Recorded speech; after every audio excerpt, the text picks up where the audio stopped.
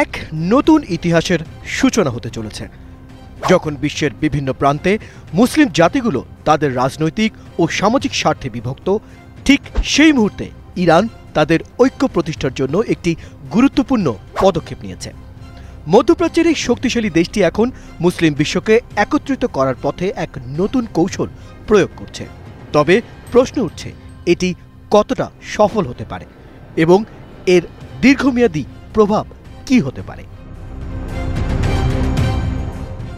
Iran, যা ইতিমধ্যে Syria, Lebanon, Iraq ও ইয়েমেনের মতো দেশে তার প্রভাব প্রতিষ্ঠা করেছে, এখন মুসলিম বিশ্বের ঐক্যের জন্য নতুন চ্যালেঞ্জের মুখোমুখি।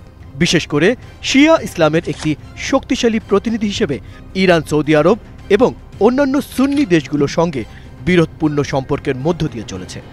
কিন্তু সেসব বাধা সত্ত্বেও ইরান এবার মুসলিম দেশগুলোর মধ্যে সংহতি এবং সহযোগিতার নীতি প্রতিষ্ঠা করতে উঠে পড়ে লেগেছে। এবার ইরান তার কূটনৈতিক উদ্যোগে মুসলিম দেশগুলোর মধ্যে সামরিক, রাজনৈতিক এবং অর্থনৈতিক সম্পর্ক শক্তিশালী করতে নতুন পদক্ষেপ গ্রহণ করেছে। ইরান শিয়া এবং সুন্নি মুসলিমদের মধ্যে পারস্পরিক সম্মান এবং সহযোগিতা স্থাপনের লক্ষ্যে ঐক্যের কথা বলছে।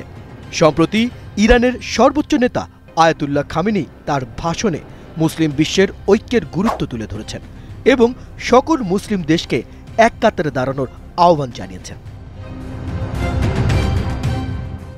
একই সাথে ইরান শিয়া ইসলামিক দেশগুলোর সঙ্গে সম্পর্ক জোরদার করার পাশাপাশি সুন্নি দেশগুলোর সঙ্গে দ্বিপাক্ষিক সম্পর্ক তৈরি করতে সক্রিয় হয়েছে। বিশেষ করে ইরান আরব বিশ্বের অন্যতম শক্তিশালী দেশ হিসেবে আলজেরিয়া, তুরস্ক, পাকিস্তান এবং মালয়েশিয়ার সাথে কৌশলগত সহযোগিতা বৃদ্ধি করতে উদ্যোগী হয়েছে। বিভিন্ন বিশ্লেষকরা বলছেন, ইরানের এই উদ্যোগ কেবল রাজনৈতিক বা অর্থনৈতিক নয়, বরং এটি সাংস্কৃতিক আন্দোলনের অংশ হতে পারে।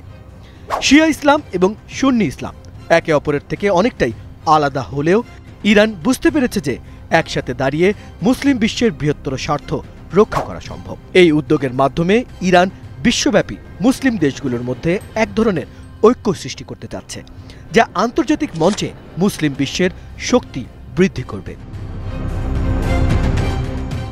অন্যদিকে ইরানের এই কৌশলের বিরোধিতাও কম নয়। সৌদি আরব এবং অন্যান্য সুন্নি দেশগুলো ইরানের এই উদ্যোগকে তাদের আঞ্চলিক ক্ষমতা এবং প্রভাবের প্রতি হুমকি হিসেবে দেখতে শুরু করেছে। বিশেষ করে সৌদি আরব, যে দেশটি মুসলিম বিশ্বের সবচেয়ে প্রভাবশালী সুন্নি রাষ্ট্র, তারা ইরানের এই উদ্যোগকে বৈষম্যমূলক এবং আঞ্চলিক নিরাপত্তার জন্য বিপজ্জনক হিসেবে অভিহিত করেছে।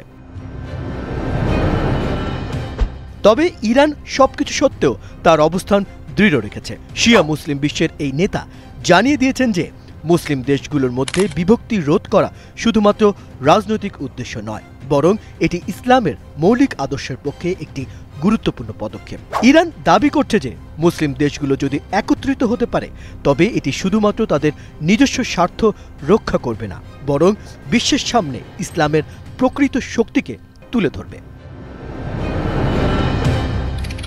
আন্তর্জাতিক কূটনীতিকরা এই পরিস্থিতি মনোযোগ দিয়ে পর্যবেক্ষণ করছেন, কারণ ইরান এই উদ্যোগে সফল হলে তা মুসলিম বিশ্বের ভেতর এক নতুন শক্তি, কৌশল ও দ্বিপাক্ষিক সম্পর্কের রূপ নিতে পারে। তবে এর মধ্যে ইরানকে শুধু রাজনৈতিক যোগাযোগের মাধ্যমেই নয়, বরং সামাজিক, সাংস্কৃতিক এবং ধর্মীয় সেতার মধ্যে সমন্বয় করতে হবে। যতদিন ইরান তার কৌশল বাস্তবায়নের জন্য কাজ করছে, ততদিন মুসলিম বিশ্বের একতা প্রতিষ্ঠার সম্ভাবনাও অনেক দূর এগিয়ে যেতে পারে। তবে এর সাফল্য এবং চ্যালেঞ্জের মুখে পড়ে ইরানকেও আগামী দিনগুলিতে আরও কঠোর পদক্ষেপ গ্রহণ করতে হতে পারে।